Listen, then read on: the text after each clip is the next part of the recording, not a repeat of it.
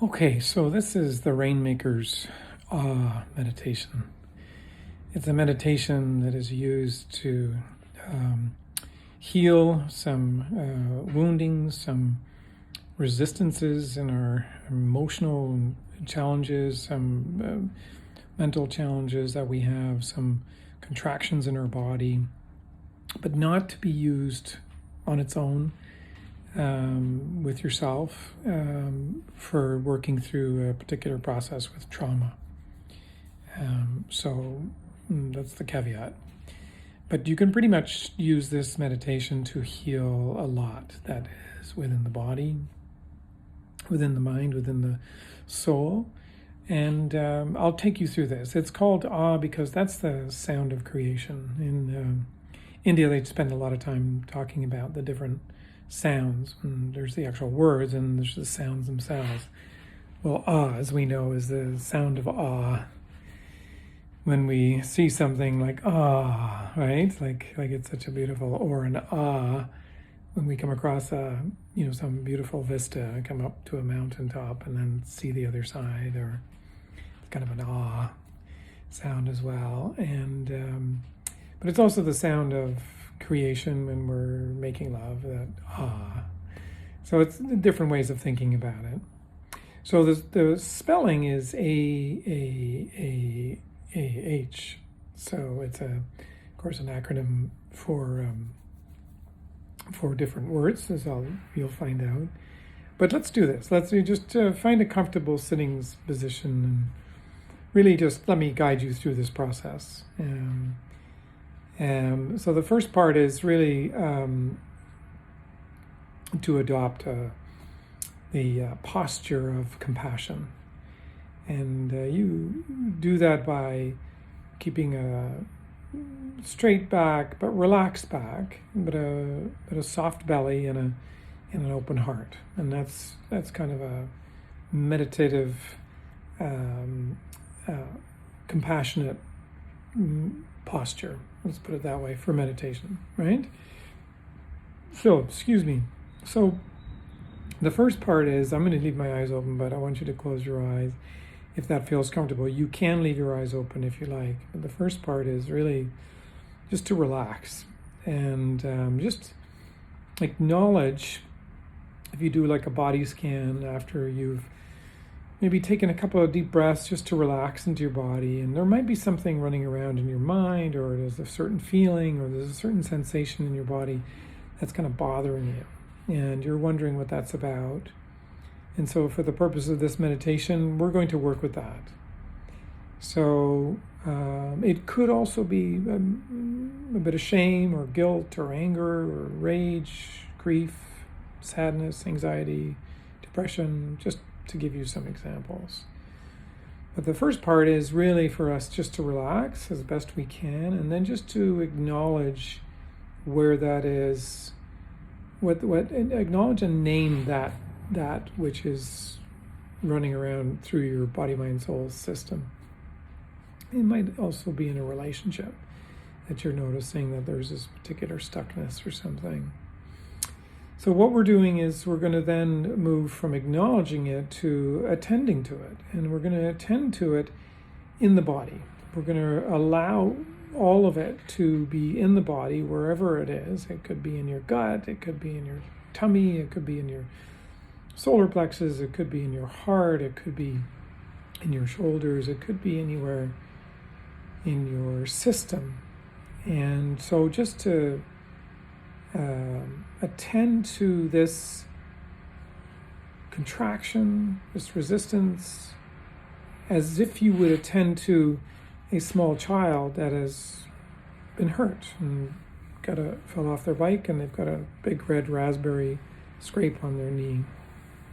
So first A is acknowledge, the second A is just to attend to that and name what that is. Like just to name that's fear. That's shame. And the third part is really for us to now appreciate this pain of fear that's in our stomach, let's say, and really allow for it to be at its worst, to kind of, you can almost amplify that and really give yourself permission also to even contract your face, and even your posture from sitting is maybe a bit contorted. If it's shame, guilt, sometimes we walk around a bit hunched over, and sometimes there's that feeling of diminishment when somebody says something that we know is true about us, and we just feel small, or we're feeling this anger, and we're standing up and we're ready to lash out, or we want to spiritually bypass and dissociate into another state somewhere and pretend that this is not going on. So usually there's some sort of fight, flight, freeze, fake, fine response that is in our body that we're now allowing to kind of, we're kind of acknowledging, allowing, attending to, and now we're going to really appreciate what it does in the body by exaggerating it a bit, right? So we're kind of feeling scrunched over about this, feeling like, oh my God, I curl up into a corner and because I was so shamed about something that happened. And that can happen in a shame storm, like it did for me the other day. So the next step is to really now come to a level of acceptance in the same way a very generative, whole, loving part of you would almost behave like a grandmother in you, and really accept the fact that, oh my God, that must have hurt. Come here, let me understand. Let me hold you. That sure didn't go well. Let's really allow for all of this to be here. Let's attend to it. Let's really acknowledge it. And let's really accept in the body, and let the body shake, rattle, roll, burp, get hot, get cold, all of the above, cry, maybe even heat up with some anger, but to stay with that and allow the body to kind of process all of that. I'm closing my eyes with you guys as well as being directing this, and so it's like the grandmother in you, or the Buddha in you, or that wholeness in you is kind of wrapped their arms around you. Your beloved has wrapped their arms around you and said, there, that's okay. And what would they say to you? They would say, oh my God, you are so lovable. You are so okay. You didn't deserve that, and you are way better than that. And you need to hear a very natural voice that you really wanted to hear when that wound happened, and you didn't hear that. But now you're hearing it from the inside about, I got your back. I know that was tough. And sometimes, we get to believing that we're no good, or we're not lovable, or we're not smart enough. But I know that's not true, and you know that's not true. And I'm going to hold you, and let the body then be embraced. Let that contraction in your stomach be embraced by that part of you that is wise like a grandmother, wise like the Buddha, wise like the ancient one inside of you that my teachers always talked about, wise like a big old tree wrapping itself around you. And just feel that acceptance. Really allow the body now to kind of relax into that acceptance, to let go, to just let it be. Letting go and letting it be doesn't make it all right that somebody did whatever they did to you. But for now, we're just allowing ourselves to feel that warm embrace.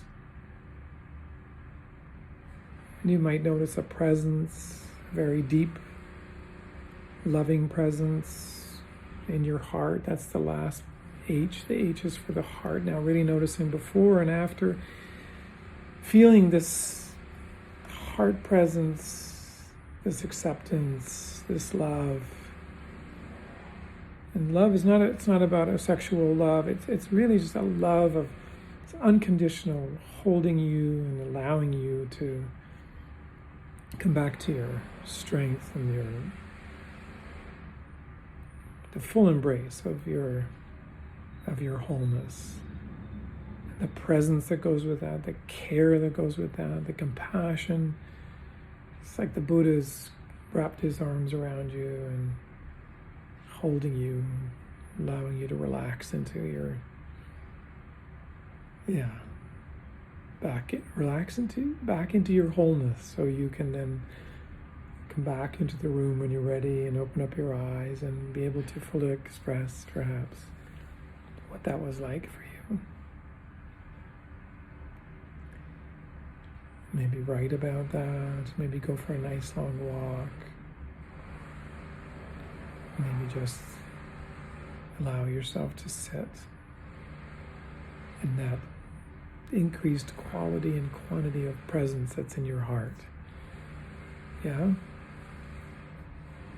And that's a way for us to heal those, I'm going to say some of the smaller things, not the big capital T traumas in our life, but some of the smaller things. And so please utilize that if you have any questions about that. Or you'd like to do capital T trauma work with me, and we work with this meditation and show you how the two can be incorporated. I'm very happy to share that as well. So I'll leave that with you, and thank you for joining me. We will look forward to hearing from you soon. Okay, bye for now.